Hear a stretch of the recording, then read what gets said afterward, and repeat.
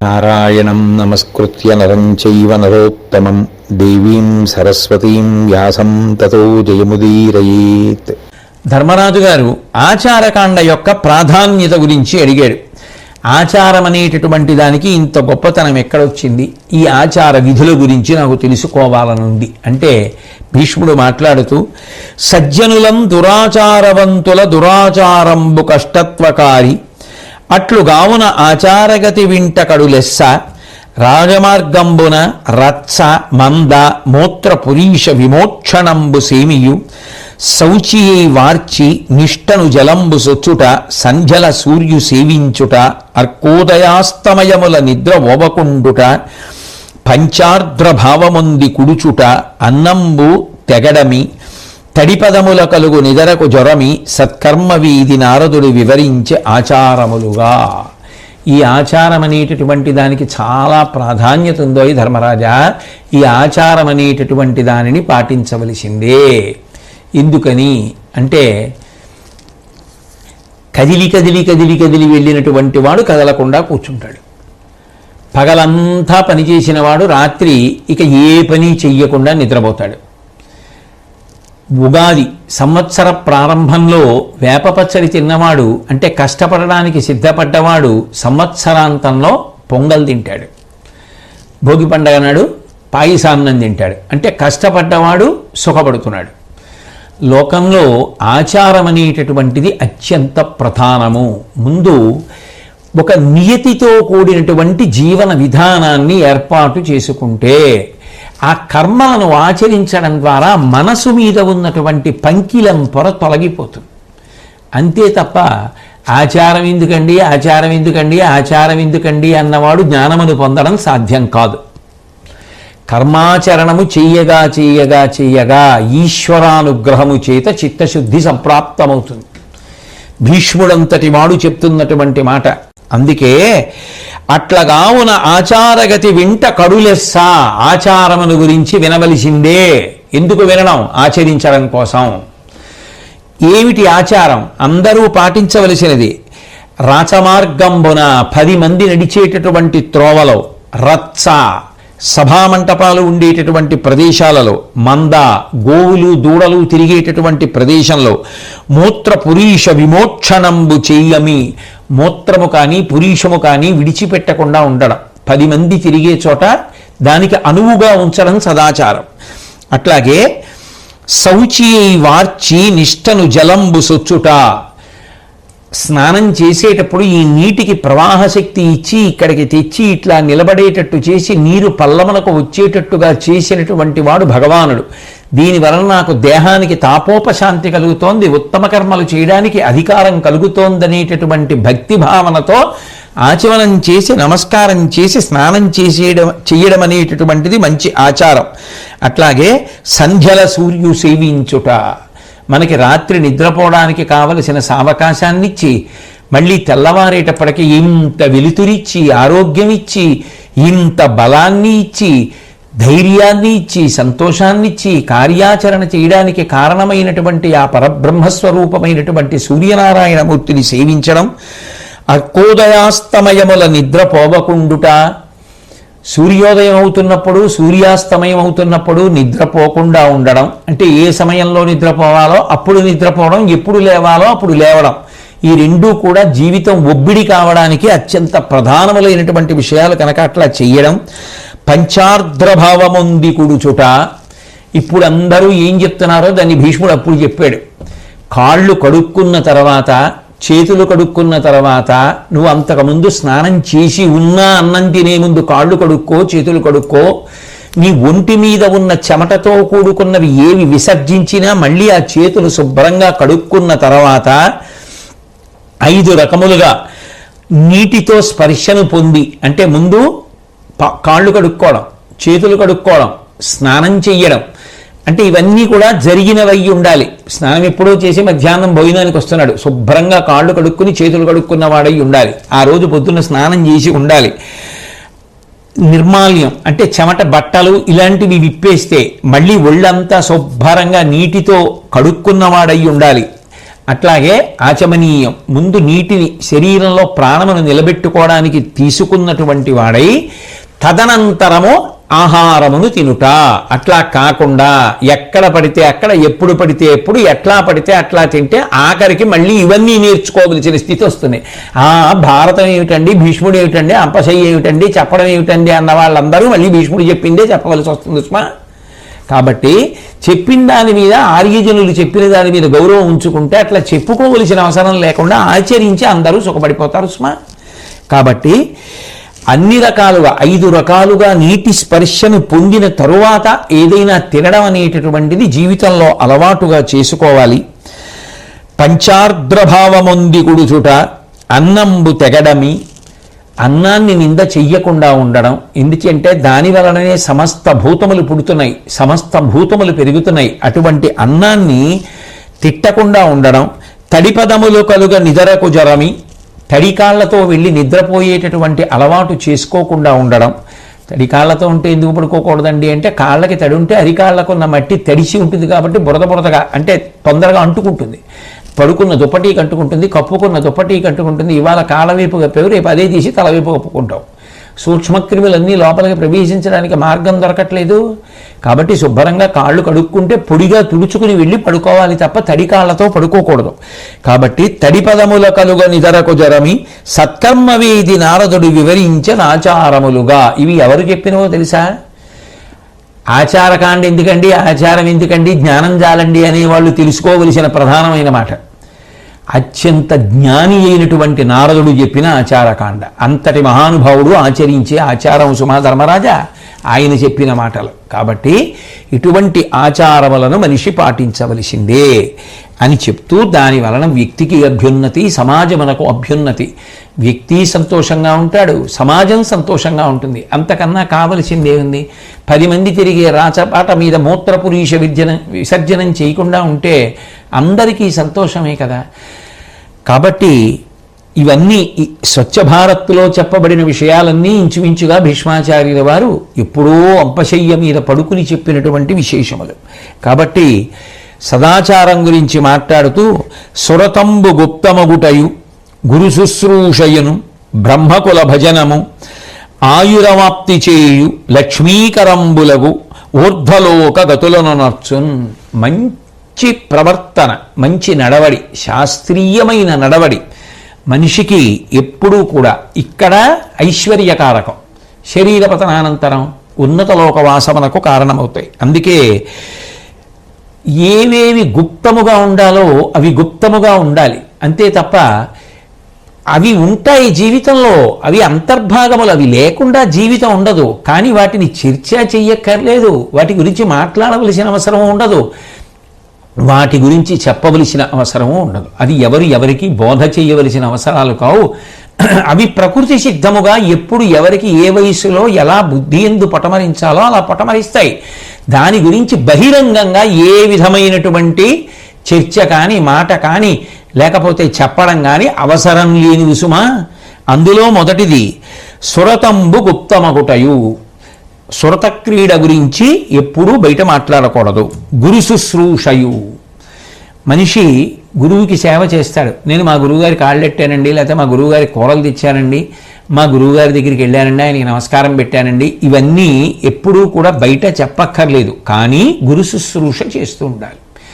ఎందుకు గురు శుశ్రూష చేయడం అంటే, ఆయనకేదో గొప్ప కాదు, గురువు ఎంతకాలం శరీరంలో ఉంటాడో అంతకాలమే మంచి మాట వినపడుతుంది. గురువు ఎవరిని అడగడు, నాకు ఇది చేసి పెట్టండి అండవు. కానీ ఆయన పెద్దవారు అయిపోయినప్పుడు ఆయనకు ఆ శుశ్రూష చేసి పెట్టకపోతే, ఆయన శరీరం నలిగిపోయి తొందరగా పతనం అయిపోతే, ఆయన మాట్లాడి మనకు అందించవలసినటువంటి జ్ఞానాన్ని ఆయన అందించడంలో లోపం ఏర్పడుతుంది కదా. 10 మందికి పనికొచ్చేవాడు, ఏ స్వార్థం లేకుండా 10 మందికి మంచి చెప్పేవాడు పతనం అయిపోతే, ఆయన శరీరం పడిపోతే చెప్పేవాడేడి? పడిపోకుండా ఉండాలి, ఆయన శరీరాన్ని రక్షించాలి. ఆయన అందులో ఉండేటట్టుగా చూడాలంటే ఆయన శరీరానికి బడలిక కలగకుండా చూసుకోవడానికి సేవ చేస్తారు. కాబట్టి గురు శుశ్రూషయు బ్రహ్మకుల భజనము. వేదము ధర్మం చెప్పడానికి ప్రమాణం. అసలు ఆ వేదం చదువుకుని వేదార్థం తెలుసున్నటువంటి వాళ్ళు ఉంటే కదా మనకి ధర్మానికి ప్రమాణాలు తెలుస్తాయి. అందుకని వేదము చదువుకుని వేదము యొక్క అర్థమును తెలుసుకున్నటువంటి పెద్దల పట్ల గౌరవభావంతో ఉండడం. ఆయురవాప్తి చేయు, దాని వలన ఆయుర్దాయం కలుగుతుంది. లక్ష్మీకరంబులగు, ఇక్కడ ఐశ్వర్యం కలుగుతుంది. ఊర్ధ్వలోక గతులను నచ్చున్, స్వర్గాది లోకములను పొందుతాడు. ఇక ఆత్మవిద్య అనేటటువంటి మాట గురించి ధర్మరాజు గారు అడిగినప్పుడు భీష్ముడు చెప్తూ, ఈ జీవాత్మ లోపల ఉండేటటువంటి జీవుడు సముద్రములో కెరటములు ఎలా వస్తుంటాయో అలా మళ్ళీ పుడుతూ ఉంటాడు, మళ్ళీ చస్తూ ఉంటాడు, మళ్ళీ పుడుతూ ఉంటాడు, మళ్ళీ చస్తూ ఉంటాడు. పునరపి జననం పునరపి మరణం పునరపి జననీ జఠరే చయనం జిహ సంసారే బహుదుస్తారే కృపయా పారే పాహిమురారే. జనన మరణ చక్రంలో తిరుగుతూ ఉంటాడు. ఈ జనన మరణ చక్రంలో తిరుగుతూ ఉండడానికి కారణం ఏమిటి అంటే, ఈ పంచభూతములను పరమేశ్వరుడు మొట్టమొదట సృష్టించాడు. ఆ పంచభూతములే పృథివ్యాపస్తేజోవాయురాకాశములు, భూమి, నీరు, నిప్పు, గాలి, ఆకాశము. ఈ ఐదిటి ద్వారా మళ్ళీ మనిషికి సుఖములన్నిటినీ కల్పించి ఆ సుఖములను పొందడానికి శరీరమునందు వ్యవస్థ చేశాడు, జ్ఞానేంద్రియములను పెట్టాడు. భూమికి వాసన ఉంటుంది, ఆ వాసన తెలుసుకోవడానికి ముక్కు పెట్టాడు, ఆ వాసనలు చూసి ఎంత సంతోషం పొందుతుంటాము. నీటికి రుచి పెట్టాడు, రుచి తెలుసుకోవడానికి నాలుక పెట్టాడు, ఎన్ని రుచులో అన్ని రుచులు చూస్తూ సంతోషిస్తూ ఉంటాం. అగ్నికి కాంతి పెట్టాడు, కాంతిని చూడడానికి కన్ను పెట్టాడు, కాంతిని చూసి ఎంత ధైర్యాన్ని పొంది ఎంత సంతోషంగా ఉంటాం. గాలికి స్పర్శ పెట్టాడు, గాలి తగిలితే హాయిగా ఉంటుంది, గాలి తగలలేదనుకోండి అబ్బా అని చాలా తాపంగా ఉంటుంది. గాలికి స్పర్శ పెట్టాడు, స్పర్శ తెలుసుకోవడానికి శరీరంలో చర్మాన్ని పెట్టాడు. ఆకాశమును ఉంచి ఆకాశమునందు శబ్దము ప్రయాణం చేసే అవకాశం ఇచ్చాడు, ఆ శబ్దమును పట్టుకోవడానికి పిండాండమునందు చెవి ఇంద్రియమును ఉంచాడు. ఈ 5 జ్ఞానేంద్రియముల ద్వారా, ముక్కు, నాలుక, కన్ను, చర్మము, చెవి అనబడేటటువంటి ఈ 5 జ్ఞానేంద్రియముల ద్వారా 5 భూతములందు ఉండేటటువంటి తన్మాత్రలను సుఖరూపంలో గ్రహిస్తూ ఉంటాడు. ఈ వాసనలు, ఈ కాంతులు, ఈ రుచులు, ఇవన్నీ కూడా సుఖములు. ఈ సుఖములన్నీ పంచజ్ఞానేంద్రియములతో మనిషి అనుభవిస్తున్నాడు. ఈ అనుభవించడానికి ఈ ఇంద్రియముల ద్వారా సుఖములను పొందడానికి మనసు ప్రధానమై ఉన్నది. ఇటువంటి విషయ జ్ఞానమునకు కారణమైనటువంటి మనసుని వెనక్కి తిప్పి ఎవరు దానిని బుద్ధి యందు చేర్చి అణిచేస్తాడో అటువంటి వాడు ఇక విషయముల వైపు తిరగవలసినటువంటి అవసరం లేకుండా అంతర్ముఖ సమారాధ్య బహిర్ముఖ సుదుర్లభ అయినటువంటి ఆ భగవంతుని వైపుకి ప్రస్థానం ప్రారంభం చేస్తాడు. ఆ విధంగా అంతర్ముఖుడైనప్పుడు అతడి యొక్క బుద్ధిలో ఒక అద్భుతమైనటువంటి స్థితి కలిగి క్షేత్రజ్ఞుడైనటువంటి వాణ్ణి తెలుసుకునేటటువంటి అవకాశం కలుగుతుంది. అట్లా కానంతకాలం ఆత్మ చైతన్యంలోంచి పడిన కాంతి చేత బుద్ధి నిర్ణయాలు చేస్తే, నిర్ణయాలు చేయడానికి మనసు సంకల్ప వికల్పాలు చేస్తే, సంకల్ప వికల్పాలు చేయడానికి వీలుగా మనసు కదిలి ఇంద్రియముల ద్వారా విషయ సుఖములను పొందుతుంటే, ఆ విషయ సుఖముల వలన సంతోషము పొందుతుంటే బహిర్ముఖుడై తిరిగినంత కాలం విషయ ప్రపంచమునందు తిరుగుతుంటాడు. ఒకదాంట్లోంచి ఒక దాంట్లోకి వెనక్కి తీసుకుంటూ వెళ్ళిపోయి చిట్ట చివరికి ఎక్కడ అన్నీ పుడుతున్నాయో అందులోకి అణచగలిగితే అదే ఆత్మవిద్య అని భీష్ముడు ప్రబోధం చేస్తూ, మాయ అనేటటువంటిది ఏదో కాదయా, త్రిగుణముల యొక్క రూపమే మాయ. విను గుణములు మాయకు నొడలని ఎరిగి తమోరజస్సులడచి సుసత్వంబున నిలిచి సద్వివేకంబున అదియుంత్రోచి విమల బోధాత్ముడగున్. లోకంలో సత్వము, రజస్సు, తమస్సు అని 3 గుణములు ఉంటాయి ధర్మరాజా. తమో గుణం ఉన్నవాడికి బలక, అలసట, సోమరితనం, నిద్ర ఇవి ఉంటాయి. రజోగుణం ఉన్నవాడు ఎప్పుడూ ఉద్వేగంతో ఉంటాడు, కోరికల్లో ఉంటాడు. సత్వగుణంలో ఉన్నటువంటి వాడు సాత్వికంగా ఉండి మంచి విషయాల గురించి ఆలోచన చేస్తూ ఉంటాడు. ఈ 3 కూడా దాటిపోతే శుద్ధ సత్వగుణంలోకి వెడతాడు.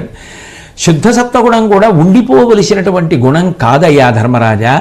తమోగుణం అన్నిటికన్నా తక్కువ, రజోగుణం అంతకన్నా ప్రమాదకరం, అంతకన్నా మంచిది సత్వగుణం, సత్వం కన్నా గొప్పది శుద్ధసత్వం. వరుసగా ప్రయాణం చేసే శుద్ధసత్వమునందు నిలబడగలిగిన ప్రజ్ఞ సంతరించుకొని చిట్ట చివరికి శుద్ధసత్వాన్ని కూడా దాటిపోతే గుణాతీతమైనటువంటి స్థితికి వెళ్ళి నిలబడగలిగినటువంటి స్థితికే మాయాతీతమైనటువంటి స్థితికి చేరుకోగలిగినటువంటి స్థితి.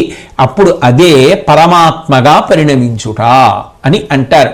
లోపల ఏ వస్తువు ఒక్కటి ఉన్నదో ఆ ఒక్కటి యందు తాను కూడా కలిసి ఆ ఒకటిగా మారి నిలబడగలుగుట. ఆ ప్రజ్ఞని సంతరించుకోవడం ఏదుందో అదే మాయను దాటుట అని చెప్తూ, యోగ మార్గమునకు సంబంధించినంత వరకు ధర్మరాజా, ఈ మనసు కదులుతూ ఉండడానికి వాయువు కారణం. ఊపిరి తీస్తున్నప్పుడు మనసు కదులుతూ ఉంటుంది. మనసు కదలాలంటే ఊపిరి తీయాలి, వాయువు చేత మనసు కదులుతుంది. అందుకే ఆఖరి ఊపిరిలో మనసు ఆఖరిసారి కదిలి బయటికి వెళ్ళిపోతుంది. ఆ ఊపిరిని నియంత్రిస్తే మనసు నిలబడుతుంది. అందుకు పూజ చేసేటప్పుడు ప్రాణాయామం చేస్తారు. మనం ఏం చెప్తున్నామో అది మనసు నిలబడి అక్కడ చూడాలి. ఎందుకంటే ఈశ్వరుడు నువ్వు ఇచ్చేటటువంటి పత్రం పుష్పం ఫలం తోయం యోమే భక్త్యా ప్రయచ్చతి, భక్తితో ఇస్తే తీసుకుంటానంటాడు. భక్తి మనోజనితం. మనసు నిలబడాలి అంటే తప్పకుండా మనిషి సాధించవలసినది ఏమిటి అంటే ప్రాణాయామం. ఊపిరి నిలబెట్టగలిగితే, నియంత్రించగలిగితే దాని వలన మనసు నిలబడుతుంది.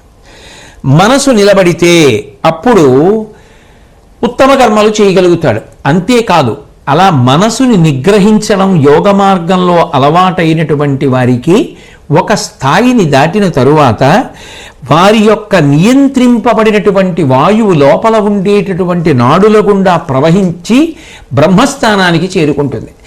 ఆ బ్రహ్మస్థానమును చేరుకున్న తరువాత ఆ వ్యక్తి పొందేటటువంటి పరమానంద స్థితి ఏది ఉన్నదో దానికే ఆనందమని పేరు. అది ఒకనాడు బాగుండి రెండవ నాడు బాగుండకపోవడం ఉండదు. సుఖమైతే కొంతసేపు బాగుంటుంది, ఆ తర్వాత బాగుండకుండా ఉంటుంది. నాకు అరటిపండు ఇష్టం అనుకోండి, మహా అయితే 3 తింటాను, 4వది తినమంటే దుఃఖం వస్తుంది. సుఖము దుఃఖముగా మారుతుంది, దుఃఖం ఒక్కొక్కప్పుడు సుఖముగా మారుతుంది. కానీ ఆనందము అటువంటి స్థితిలో ఉండదు, అది ఎప్పుడూ ఆనందమే. అటువంటి ఆనంద పదమును చేరి ఆనందమునందు అనుభవాన్ని పొందుతాడు. అటువంటి స్థితిని చేరడానికి యోగ మార్గంలో ప్రయాణం చేస్తూ ఉంటారని చెప్తే, జపానికి సంబంధించినటువంటి నియమములను నాకు తెలియచేయమని ధర్మరాజు గారు అడిగారు. అడిగితే భీష్మాచార్యుల వారు మాట్లాడుతూ, వేదాంత విధులు అనుమోదించునట్టిది జపకర్మమత్యంత శౌచశాలి అయి కుశాస్తీర్ణ సమావనీతలమున కుశముష్టిసేకొని విశద చిత్తవృత్తి ఇంద్రియములు విషయసక్తంబులు కాకుండా నిలిపి తదేక పరత మత్సరాహంకారమాన దంభాపకమంబును బ్రహ్మచర్యంబు కలిగి జపము సెల్లించు పురుషుండు సర్వలోక విజయ నిస్పృహమగు జపవిధి విశోక హర్ష రాగాదికంబును అవ్యయంబునైన పదము పొందించు నృపాగ్రగణ్య.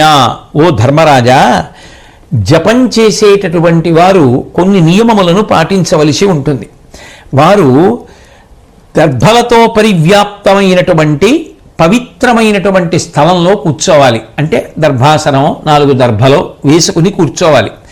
చేతిలో పిడికెడు దర్భలు పట్టుకొని కూర్చున్నటువంటి వాడై నిటారుగా వెన్నుపాముని నిలబెట్టి జ్ఞానేంద్రియములను కర్మేంద్రియములను తన అధీనంలోకి తీసుకొని వాటి ఇష్టం వచ్చినట్టుగా అవి పరిగెత్తకుండా చూసుకొని ప్రాణాయామము ద్వారా మనసుని నిగ్రహించి గర్వము, దంభము, మాత్సర్యము ఇటువంటివి ఏవి కూడా మనసులో పొడసూపకుండా ఏకాగ్రచిత్తంతో దేనిని నువ్వు భావన చేస్తున్నావో దాని మీదే మనసు నిలబడేటట్టుగా చూసుకుంటూ నిష్ఠాగరిష్ఠుడైనటువంటి వ్యక్తి ఎవరుంటాడో అటువంటి వ్యక్తి ఆ జపము ద్వారా శాశ్వతమైనటువంటి లోకాన్ని చేరుకుంటాడు. అది రాగద్వేషాతీతమైనటువంటి స్థితిని పొందినటువంటి స్థానం, అనగా పునరావృత్తి రహితమైనటువంటి మోక్షపదమును కూడా చేరగలడు. అయితే కూర్చోవడం వరకు నియమాలు పాటించి మనసుని నిగ్రహించలేకపోతే,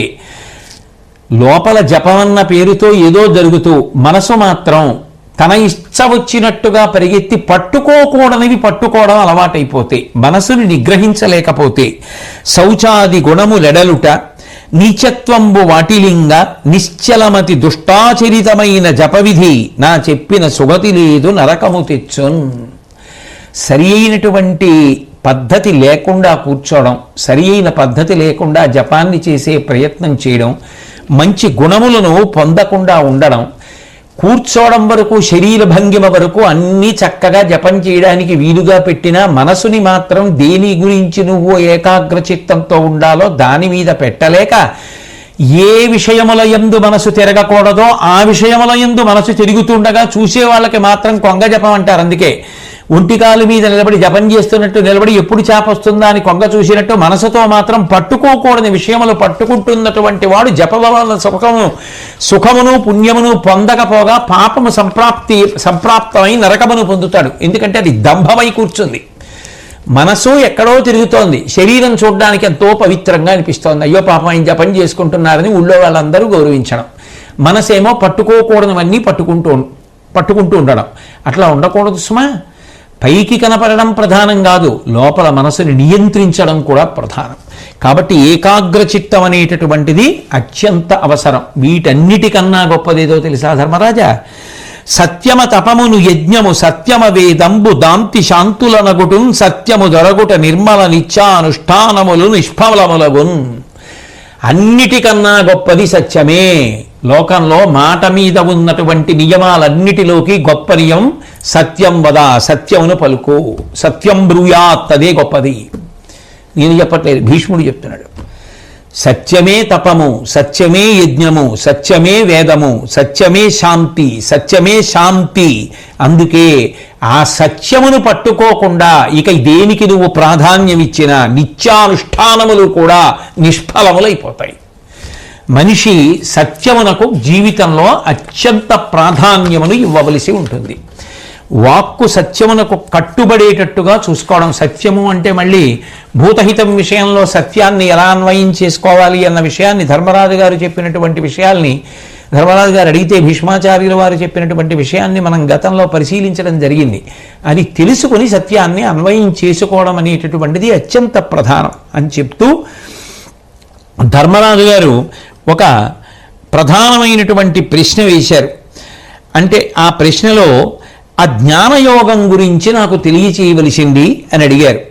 జ్ఞానయోగము కృపాసంపన్న బుద్ధి నా కిరిగింపవేయన్న నెలమి ఆతడతనికి ఇట్లను అనగా సత్కర్మయోగ శ్రద్ధ దానికి కారణంబు అనిష్టంబు త్రోవను ఇష్టంబు తేరను నరుడు కర్మాచరణంబొనర్చు ఎయ్యవి సుఖములొక్కింత కాలమునకు అవి దుఃఖంబులై అవహిల్లు ఇంత ఎరిగి ఫలమునెడ నిరపేక్షుడవునతడు సౌఖ్య దుఃఖ యమము త్రోచి కామముఖ్య విపద కంపిత జ్ఞాన విశేష బుద్ధి పరమసిద్ధి పొందు. లోకంలో ఈ జ్ఞాన మార్గంలో వెళ్ళాలనుకునేటటువంటి వారు ధర్మరాజా ఒక పద్ధతిని పాటిస్తూ చాలా జాగ్రత్తగా వెళ్ళవలసి ఉంటుంది. అది కేవలం ఒక రాత్రికి రాత్రో ఒక పగలకు పగలో సంభవించేటటువంటిది కాదు. ఎందుచేత అంటే దానికి మొట్టమొదట కర్మాచరణము ప్రాతిపదిక అయి ఉంటుంది. కర్మాచరణ మనకు శ్రద్ధ ప్రాతిపదిక. శాస్త్రము చేత గురువు చేత చెప్పబడినటువంటివి సత్యములు అని నమ్మగలగాలి. శాస్త్రస్య గురువాక్యస్య సత్యబుద్ధ్యావధారణ సా శ్రద్ధ కదితా సిద్భి యయా వస్తూపలభ్యతే అంటారు శంకర్లు. గురువుగారు చెప్పినదేదో శాస్త్రము చెప్పినదేదో అది కర్మాచరణ మనకు ప్రమాణము. కాబట్టి మనం అట్లా చెయ్యాలి. తస్మాత్ శాస్త్రం ప్రమాణంతే కార్యాకార్య వ్యవస్థితవు అంటాడు గీతాచార్యుడు. శాస్త్రమును గురువాక్యమును ప్రమాణముగా తీసుకుని చేయవలసినటువంటి పనులను నిర్ణయించుకొని అప్పుడు కర్మానుష్ఠానం చెయ్యడం మొదలు పెడితే అప్పుడు అది సత్కర్మ. అటువంటి సత్కర్మ వలన ప్రారంభంలో ఏం జరుగుతుంది అంటే అనిష్టంబు త్రోవను ఇష్టంబు తేరను నరుడు కర్మాచరణం పొనర్చు. తనకి ఇష్టం లేనివి జరగకుండా ఉండడం కోసం, తనకి ఇష్టమైనవి జరగడం కోసం, అంటే సంతోషాన్ని పొందడం కోసం, దుఃఖాన్ని తొలగించుకోవడం కోసం ప్రారంభంలో మనిషి కర్మాచరణం చేస్తాడు.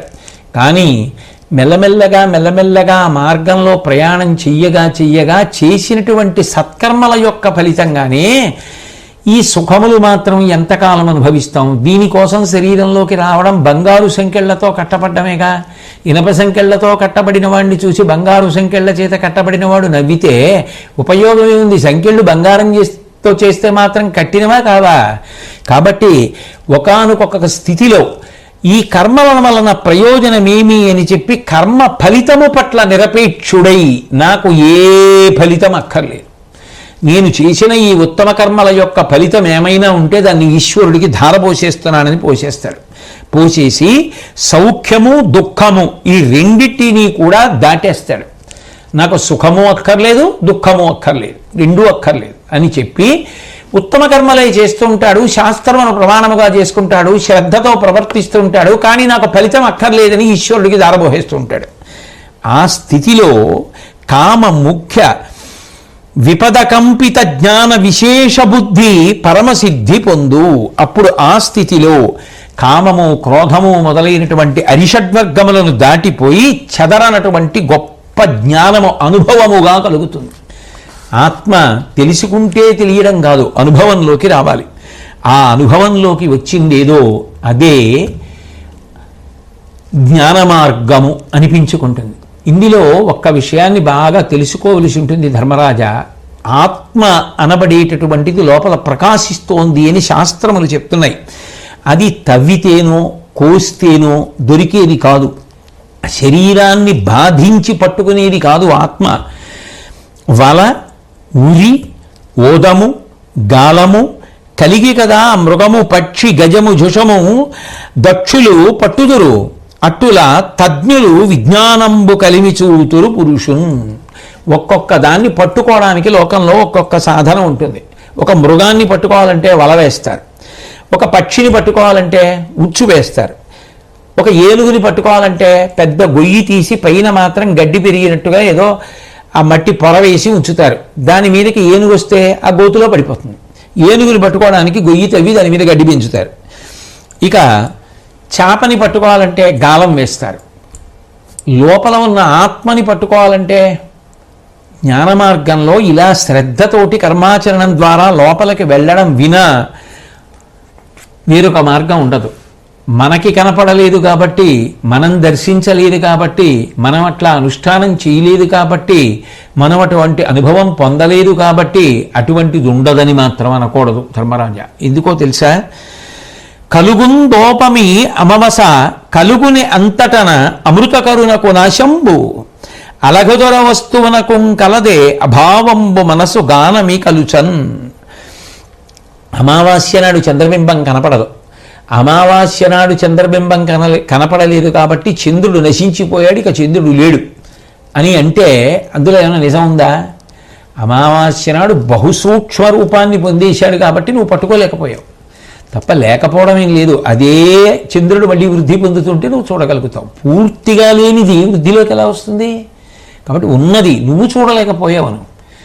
అట్లాగే ఆత్మని నువ్వు అనుభవంలోకి తెచ్చుకోలేకపోయి ఉండవచ్చు, ఇటువంటి మార్గముల యందు అనుష్ఠించకపోయి ఉండవచ్చు.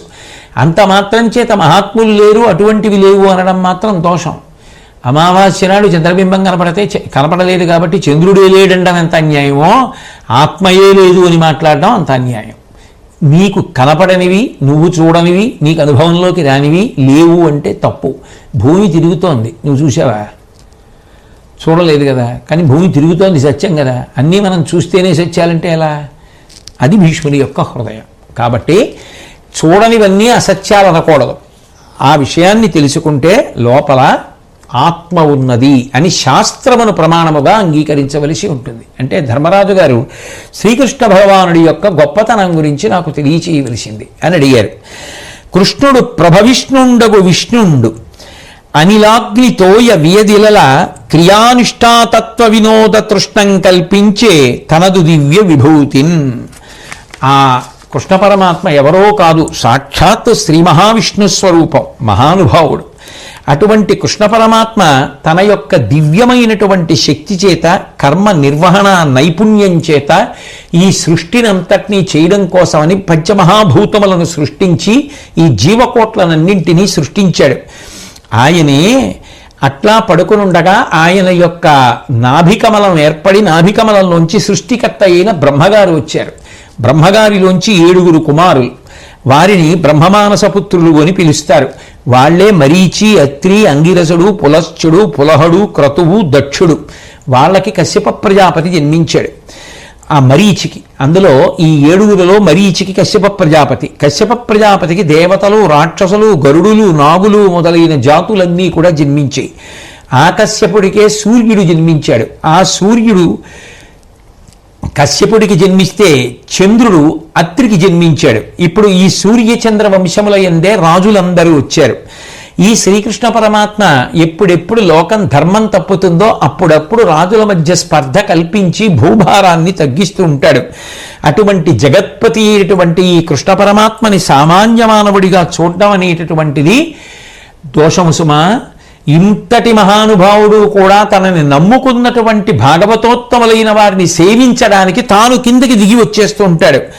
అంతటి సౌజన్యమూర్తి, ఆరాధనా భాజనమైన వాడు, ఆరాధించడానికి యోగ్యమైన వాడు, నరులకు కావలసినటువంటి భోగభాగ్యములను కాని మోక్షములు కాని ఏవైనా ఇవ్వగలిగినటువంటి సమర్థుడు, సాక్షాత్ పరబ్రహ్మము. అటువంటి కృష్ణ పరమాత్మ ఇవాళ మన ముందు ఉండడం అనేటటువంటిది మనకి చాలా చాలా అదృష్టహేతువు సుమా అని భీష్మాచార్యుల వారు నమస్కారం చేస్తూ అనుస్మృతి అనబడేటటువంటి ఒక గొప్ప స్తోత్రాన్ని ఒకప్పుడు సాక్షాత్ విష్ణు భగవానుడే నారదుడికి అందించాడయా ధర్మరాజా.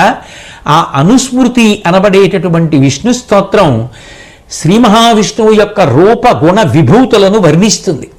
అలా వర్ణించేటటువంటి ఆ అనుస్మృతిని చదువుకోవడం, వినడం ఎంతో మంచివి అంటూ వినిపించున్నది అనుస్మృతి అనుభక్తింకొలుచు బహుజనముల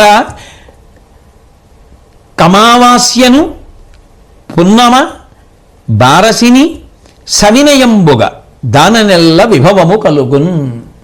ఈ అనుస్మృతి అనబడేటటువంటి విష్ణు సంబంధమైనటువంటి స్తోత్రాన్ని లోకంలో అమావాస్య నాడు, పౌర్ణమి నాడు, ద్వాదశి నాడు ఎవరు వినయంతో భక్తితో చదువుకుంటారో వారికి శ్రీ మహావిష్ణువు యొక్క అనుగ్రహ విశేషంగా సమస్తము కూడా సమకూరుతాయి. కాబట్టి అటువంటి అనుస్మృతిని చక్కగా అందరూ కూడా అనుష్ఠించవలసినది అని ప్రబోధం చేసి ఆ ధర్మరాజు గారు అడిగినటువంటి అవస్థాత్రయానికి సంబంధించినటువంటి ప్రశ్నకి జవాబు చెప్తూ లోకంలో జాగృత్, స్వప్న, సుషుప్తి అనబడేటటువంటి 3 అవస్థలు ఉంటాయి. అందులో జాగృత్ అంటే ఇంద్రియములతో కలిసి మనసు పనిచేస్తూ ఉంటుంది, అందుకని దాన్ని జాగృత్ అంటారు. అంటే ఇంద్రియముల ద్వారా అన్నిటినీ కూడా తెలుసుకుంటూ ఉంటుంది. కంటితో చూస్తూ, ముక్కుతో వాసన చూస్తూ, చెవితో వింటూ, నాలుకతో రుచి చూస్తూ, స్పర్శేంద్రియంతో స్పర్శ తెలుసుకుంటూ ఉన్నటువంటి సమయాన్ని జాగ్రత్తావస్థ అంటారు. ఇక స్వప్నమునందు శ్రమమున ఇంద్రియములు లీనములగునది నిద్ర, కలయనం తత్సంస్కారము మిథ్యా విషయ ప్రాప్తమగుట అప్పుడును దేహిత సాక్షియగున్. జాగ్రత్తావస్థలో జీవుడు ఏవేవి అనుభవించాడో, వేటి మీద మమకారం ఉండిపోయిందో వాటిని స్వప్నంలో సృష్టించుకొని చూసి అనుభూతి పొందుతూ ఉంటాడు. అక్కడ కూడా అనుభూతి ఉంటుంది. అప్పుడు బడలిపోయినటువంటి ఇంద్రియములు మనసులోకి వెళ్ళిపోతాయి. కానీ ఇంకా మనసు మాత్రం తెలివిగా ఉండి తాను తెలివిగా ఉన్నప్పుడు చేసినటువంటి పనులు, ఇంద్రియములతో కలిసి జాగృతిలో చేసినటువంటి పనులతో తాదాత్మ్యత వలన కలిగినటువంటి అనుభవాన్ని పురస్కరించుకొని పునఃసృష్టి చేసుకుని అనుభవాల్లోకి తెచ్చుకుంటూ ఉంటుంది. మళ్ళీ అనుభూతులను పొందుతుంది. లేదా తనకి తీవ్రమైన ఇచ్ఛ దేని ఎందుండిపోయిందో దాన్ని చూడగలుగుతూ ఉంటుంది. కాబట్టి అప్పుడు కూడా లోపల ఆత్మ సాక్షిగా ఉంటుంది. ఇక సుషుప్తి యందు అసలు ఏ విధమైనటువంటి అనుభవము అంటే గాఢ నిద్రపోయేటటువంటి సుఖము వినా ఇక ఏమీ ఉండదు. ఇంద్రియములు కానీ మనసు కానీ అన్ని ఆత్మలోకి ప్రవేశించేస్తాయి. అప్పుడు ఆ ఆత్మ ఒక్కటే ఉంటుంది. ఉన్నప్పుడు అజ్ఞానము చేత ఆత్మ ఉన్నది అని తెలియకపోయినా గొప్ప సుఖస్వరూపంగా గాఢ నిద్రని పొందుతాడు. ఇట్లా 3 అవస్థలలో తిరుగుతూ ఉంటాడు. కాసేపు తెలివిగా ఉండడం, కాసేపు పడుకోవడం, కాసేపు కలగండం, కాసేపు మళ్ళీ పడుకోవడం, అలా 3 అవస్థలలో తిరుగుతూ ఉంటాడు జీవుడు. కానీ ఈ 3 అవస్థలను దాటిపోయిన స్థితి 4వది ఒకటి ఉన్నది. ఆ స్థితికి చేరినటువంటి వాడు ఉత్తమోత్తమైనటువంటి స్థితిని పొందినవాడు ధర్మరాజా. తెలియ మేల్కనియుండుట కలలు నిద్ర అను అవస్థాత్రయంబును అవులబెట్టజాలు విజ్ఞాన నిర్మల సత్యబోధరూప నిర్భరానంద స్వరూపుడనగా. అన్నిటికీ సాక్షి మాత్రంగా తిరువణ్ణామలై భగవాన్ రమణుల దగ్గరికి వెళ్ళి ఎవరైనా రాత్రి నిద్రపోయారా అంటే ఓ ఇది నిద్రపోయిందనేవారు. అంటే అదే నోటి మాటగా అనడం కాదు, అన్ని అవస్థలకు తాను సాక్షిగా తాను ఆత్మగా నిలబడగలిగినటువంటి ప్రజ్ఞని సంతరించుకొని 3 అవస్థలను దాటిపోయిన వాడెవరుంటాడో వాడు మహాత్ముడు సుమా. అది చిట్ట చివరి స్థితి సుమా ధర్మరాజా అని ఆ అవస్థాత్రయం గురించి ధర్మరాజు గారికి భీష్ముడు చెప్పి, పంచశిఖుడు అనబడేటటువంటి విప్రుడు ఒకానొకప్పుడు జనక మహారాజు గారికి చాలా గొప్ప ఆత్మవిద్యని తత్వోపదేశం చేశాడు. అందులో వినుమ విద్య కామమునకు కామము కర్మమునకు బుట్టబట్టులనగా ఇంతవట్టు కారణముగా వచ్చు పునర్జన్మమండ్రు తత్వవేదులైన మునులు. ఈ పునర్జన్మ చక్రం ఎందుకు తిరుగుతూ ఉంటుందంటే జనక మహారాజా అంటూ ఆ పంచశిఖుడు చెప్పిన విషయాన్ని ధర్మరాజు గారికి భీష్ముడు చెప్తున్నాడు. ఈ మాయ అంటే త్రిగుణములు కారణం. ఈ త్రిగుణములలో కోరికలు పుడుతుంటాయి. ఈ కోరికలతో కర్మలు చేస్తూ ఉంటాడు. కర్మల వలన ఫలితాలు వస్తుంటాయి. అవే సుఖదుఖాలు. అవి బాగా అనుభవిస్తాడు. ఆ సుఖదుఖములను అనుభవించి దానితో తాదాత్మ్యత పొందుతాడు. అవి పాపపుణ్యాలుగా మారుతాయి. ఆ చేసిన కర్మలు అవి అనుభవించాలి కాబట్టి మళ్ళీ శరీరాన్ని పొందుతూ ఉంటాడు. ఇలా పునర్జన్మ చక్రంలో మనిషి తిరుగుతూనే ఉంటాడు. దీనికి అంతటికీ కారణం అవిద్య. ఎందుకంటే ఆ అవిద్య నుంచి కోరిక తీర్చుకోవడానికి కర్మ, ఆ కర్మ చేత సుఖదుఖములు, ఇక్కడ ఏదో ఫలితాన్ని పొందాననుకోవడం, ఒకవేళ అది కానీ దోషభూయిష్టమైతే పాపము పుణ్యము, ఈ రెండింటినీ అనుభవించడానికి మళ్ళీ శరీరము, పునర్జన్మ, వాసనాబలం, ఇలా తిరుగుతూనే ఉంటాడు. ఇలా తిరిగేటటువంటి వాడు తిరగనటువంటి స్థితిని పొందాలి అంటే ఆయన తరించిపోయేటటువంటి మార్గమును చేరుకోవాలి అంటే దానికి ఒక్క మార్గం ఉంటుందయా అని చెప్తూ మహానుభావుడైనటువంటి ఆ పంచశిఖుడు నరుడు సుఖదుఖముల వెంట బొరయనీక మలచి ఆత్ముని చేర్చిన మానసంబులీనవగునంద జలమలలోన నిడిన లవణకణము చందమ్మున అవనినాథ. మనిషి అనుష్ఠించవలసినటువంటి ప్రక్రియని చెప్తున్నాడు. ఇది ప్రారంభంలో కానీ ఒక స్థాయిలో కానీ వినడానికి ఎంతవరకు ఆచరణ యోగ్యం, ఎంతవరకు సాధ్యం అనిపిస్తుంది. అందులో ఏ విధమైన అనుమానం లేదు. కానీ వినగా అనుష్ఠించడానికి ప్రయత్నించగా మనం 10 అడుగులు వేస్తే 100 అడుగులు భగవంతుడు ముందుకొచ్చి మన చేయి పట్టుకుని నడిపిస్తే అసాధ్యములు మాత్రం కావు. అసాధ్యములైతే అట్లా తరించిన మహాపురుషులు ఉండే అవకాశం ఉండదు. కాబట్టి అటువంటి మహాత్ములు ఉన్నారు కాబట్టి ఆ సిద్ధాంతములు సత్యములు కాబట్టి అనుష్ఠాన యోగ్యములు. అనుష్ఠానం చేయగలమా అంటే ఆ భక్తితో మొదలుపెట్టిన తరువాత తన వైపు లాగగలిగిన వాడు ఉండగా మనకెందుకు బెంగ. కాబట్టి నరుడు సుఖదుఖముల వెంట బొరయనీక. అసలు సాధనా ప్రక్రియలో సుఖమునందు తాదాత్మ్యత పొందుతుండడం, దుఃఖమునందు తట్టుకోలేక చతికిల పడిపోవడం కాకుండా సుఖదుఖముల రెండిటి యందు సమస్థితిని అనుభవించడం. కలిగినప్పుడు రెండిటి వెనక ఏదో పోతోంది. ఇప్పుడో ఏదో పుణ్యం చేసి అనిపోతోంది, ఇదిగో సుఖంగా వచ్చింది. ఈ సుఖం తర్వాత దుఃఖం అయిపోతుంది. చిత్రం ఏమిటంటే లోకంలో సుఖమే దుఃఖము, దుఃఖమే సుఖము. ఎవరో అలా నడిచి వెడుతూ పొద్దున్నే పసుపచ్చ రంగులోకి వచ్చేసినటువంటి సూర్యబింబాన్ని చూడాలనుకున్నాడు. కానీ అడ్డంగా గాలికి ఒక చెట్టు కొమ్మ వచ్చింది. ఇప్పుడు ఆయనకి ఆ కొమ్మ అడ్డు రావడమే దుఃఖం. ఇంకొంచెం పెద్దగా లేచి ఆ కొమ్మ తప్పుకుంది. ఇప్పుడు ఆ కొమ్మే సుఖానికి కారణం, బింబం కనపడింది. మళ్ళీ కాసేపు ఆ కొమ్మే అడ్డొచ్చింది, అదే దుఃఖానికి కారణం. ఒకప్పుడు తాను ఎంతో ప్రేమించినటువంటి వ్యక్తుల మధ్యలో తానుండడం సుఖానికి కారణం. కాలమునందు అన్నీ అశాశ్వతములేగా, అవి జారిపోవడమే దుఃఖమునకు కారణం. ఏది సుఖమునకు కారణమో అదే దుఃఖమునకు కారణం, ఏది దుఃఖమునకు కారణమో అదే సుఖమునకు కారణం.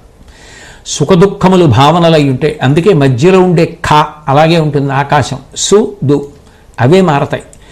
ఆకాశంలో మబ్బేసింది అనుకోండి, బయట సభ పెట్టుకున్న వాడికి బెంగ, అయ్యో ఎలా జరుగుతుంది సభని. వ్యవసాయదారుడికి సంతోషం. ఆకాశానికి సుఖం లేదు, దుఃఖం లేదు, సంతోషం లేదు, దుఃఖం లేదు.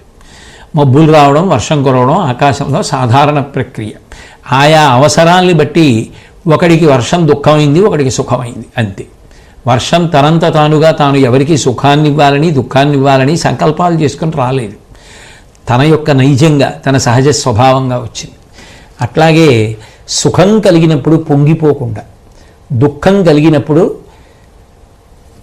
జారి పడిపోకుండా, చతికిల పడిపోకుండా నిగ్రహించుకొని రెంటి యందు సమభావనను పొంది ఒక స్థితిలో నాకు ఈ సుఖ దుఃఖములు అక్కర్లేదు అన్న స్థితిని పొందగలిగిన వాడెవరుంటాడో అతడు మలచి ఆత్ముని చేర్చిన మానసంబు లీనమగునంద జలములలోన నిడిన లవణ కణము చందమ్మున అవనినాథ. నీళ్లలో ఉప్పురై వేసామనుకోండి, ఆ ఉప్పురై ఆ పాత్ర నీటి అడుగు భాగాన్ని నేను కనుక్కుంటాను అని చెప్పి వెళ్ళడానికి ప్రయత్నించింది అనుకోండి, వెళ్ళినా అది కొంతసేపటికి ఆ నీటిలో కరిగిపోతుంది. అలాగే మనసుని సాధనా బలంతో సాధన చేసి ఏ అష్టాంగ యోగం ద్వారానో మనసుని వెనక్కి తీసి ఆత్మయందు చేర్చడం సాధనలో అలవాటైందనుకోండి, ఇక ఆ ఆత్మ శాశ్వతము. అది వెళ్ళిపోయే అవకాశం లేదు, అది ఎప్పుడూ ఉండిపోయేది. నైనం చిందంతి శస్త్రాణి నైనం దహతి పావక నచైనం క్లేదయంత్యాపో నశోషయతి మారుతః. అటువంటి ఆత్మలోకి మనసు చేరిపోతే ఆ మనసు నీటిలో పడిపోయిన ఉప్పు కణం కరిగిపోయినట్టుగా కరిగిపోయి ఆత్మయందు పరివ్యాప్తమైపోతుంది. ఆ స్థితిలో ఇక సుఖ దుఃఖ భావములు లేవు, ఆత్మగా సమాధి స్థితిని పొందుతాడు. అదే స్థితిలో ఉండగలిగినటువంటి వాడు, ఆ స్థితికి చేరినవాడు చిట్ట చివర ఆ స్థితి ఎందే వెళ్ళిపోతాడు.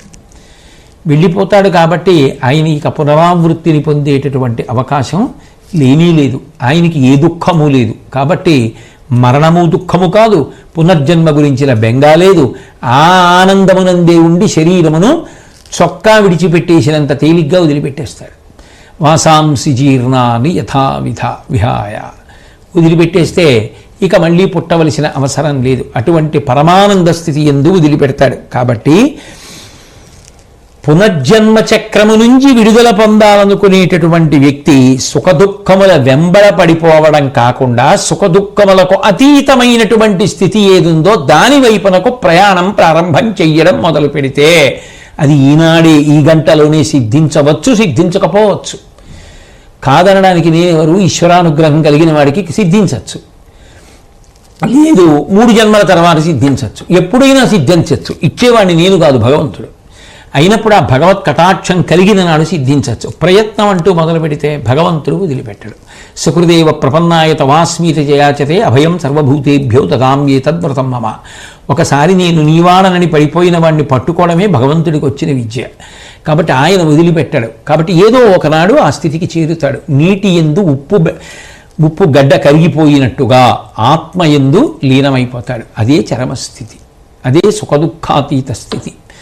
ఆ స్థితి పునర్జన్మ చక్రము నుండి విడుదలనిచ్చేస్తుంది, శాశ్వత మోక్షపథాన్ని ఇచ్చేస్తుంది. కాబట్టి ధర్మరాజా, సాధన యందు అది అత్యంత ఉత్తమమైనటువంటి మార్గం అని చెప్పి ఇంద్రబలి సంవాదంలో లక్ష్మీదేవి చెప్పినటువంటి ఒక అద్భుతమైనటువంటి విషయాన్ని భీష్మాచార్యుల వారు ధర్మరాజు గారికి చెప్తున్నారు.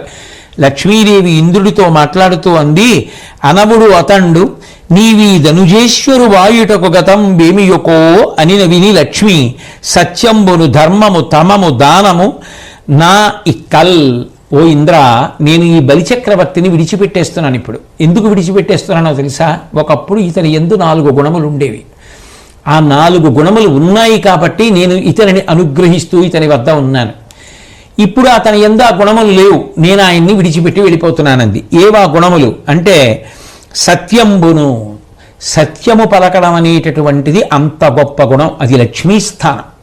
సత్యమేవేశ్వరోలోకే సత్యం పద్మాశ్రితా సదా సత్యమూలాని సర్వాణి సత్యాన్నాస్తి పరమం పదం అంటాడు రామచంద్రమూర్తి. కాబట్టి సత్యమును పలుకుట అన్న వ్రతము ఎవరు పెట్టుకున్నారో ఆ సత్యమును పలికే చోట నేను ఉంటాను.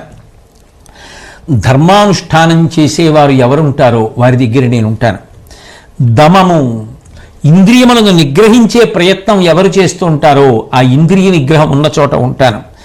దానము తానొక్కడు అనుభవించడం కాదు, తనకున్నది ఏదైనా వేరొకరికి పెట్టి సంతోషించగలిగిన గుణం ఎవరి వద్ద ఉన్నదో వారి వద్ద నేను ఉంటాను. డొక్కా సీతమ్మ గారు వచ్చిన వారందరికీ అన్నం పెట్టేవారు. ఒకప్పుడు మహాతల్లి దగ్గర రూపాయి కాసు లేకుండా అయిపోయింది. భర్త గారు పొలానికి వెళ్ళి తవ్వితే ఐశ్వర్యంతో కూడిన బిందెలు దొరికాయి. దాన్ని తెచ్చి మళ్ళీ అన్నదానం చేశారు. దానం చేసేటటువంటి వాడి దగ్గర ఉంటుంది, కానీ అట్లాగని తన గురించి తన కుటుంబం గురించి చూడకుండా దానాలు చేయమని కూడా శాస్త్రాలు చెప్పలేదు. ఎంతవరకు అవసరమో అంతవరకు దానం చేసేవాడి దగ్గర లక్ష్మి ఉంటుంది, లేకపోతే అది వ్యసనం అయిపోతుంది. ఎందుకంటే విదురు నీతిలో మళ్ళీ అదే మాట ఉంది, ఆ వ్యసనం ఉన్నవాడి దగ్గర లక్ష్మి ఉండే అవకాశం లేదు. కాబట్టి దానము ఎంత పరిమితిలో ఎంతవరకో అంతవరకు చేస్తూ ఉండేటటువంటి వాడు ఎవరు ఉన్నాడో ఆయన దగ్గర లక్ష్మి ఉంటుంది అని సాక్షాత్ లక్ష్మియే చెప్పిందయా ధర్మరాజా. కాబట్టి ఈ 4 గుణములు నీ యందు నిలబెట్టుకున్నంతకాలం నీకు లక్ష్మీ కటాక్షం ఉంటుంది. కాబట్టి సత్యము, ధర్మము, దమము, దానము ఈ 4టిని జీవితంలో ఏమరపాటు లేకుండా అనుష్ఠించు అని భీష్మాచార్యుల వారు ధర్మరాజు గారికి ప్రబోధం చేశారు. మళ్ళీ రేపటి రోజున ధర్మరాజు గారికి భీష్మాచార్యుల వారు ఏది ఉపదేశం చేస్తారో అది నా నోటి వెంట కృష్ణ పరమాత్మ ఎంతవరకు పలికిస్తే అంతవరకు పలకగలవాడను అని లక్ష్మీ కటాక్షమునకు హేతువైనటువంటి ఆ సత్యము, ధర్మము, దానము, దమము వంటి ఉత్తమ గుణములు మన యందు ప్రకాశించడానికి వీలైనటువంటి సమస్త విభూతులను అనుగ్రహించవలసినదిగా కృష్ణ పరమాత్మ యొక్క పాదములు పట్టి ప్రార్థన చేస్తూ సెలవు తీసుకుంటున్నాను. స్వస్తి.